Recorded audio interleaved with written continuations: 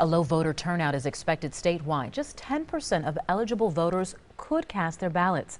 Jonah Kaplan joins us live at a polling site on Milwaukee's South Side with why expectations are so low, Jonah. Well, this doesn't include, a governor, for instance, like it did last year, but there are still some races catching people's eyes. Voters we spoke with, they come from a diverse background and they have a diversity of opinions. They're here because they think of principle or they really have issues in mind. The first voters trickled in as polls opened at 7 a.m. The high-profile local races, Milwaukee County Executive and Milwaukee Mayor. The ballot lists 4 candidates for each. The top 2 vote-getters move on to April's general election. The future of Milwaukee is important to me. I lived here my whole life and I want to stay here. Al Jansen lives on Milwaukee's South Side. The voter turnout at his precinct was among the highest in the city, more than 300 votes, or nearly 20%.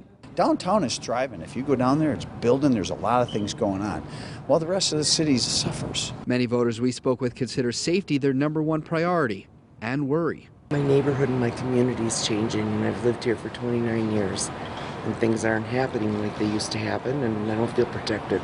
There was one issue that came up for everyone, and it wasn't on the ballot. For the first time, voters needed to present a photo ID.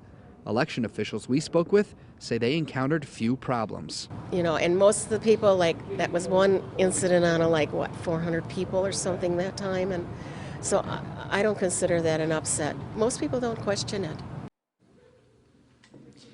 Somewhere else in the city, we actually met a man who tried to use his Department of Veterans Affairs ID. That's one that he had to give a fingerprint, had to get background check for, but that was not acceptable because military IDs have to be issued by the Army, the Navy, or the Air Force or Coast Guard. They cannot be from Veterans Affairs.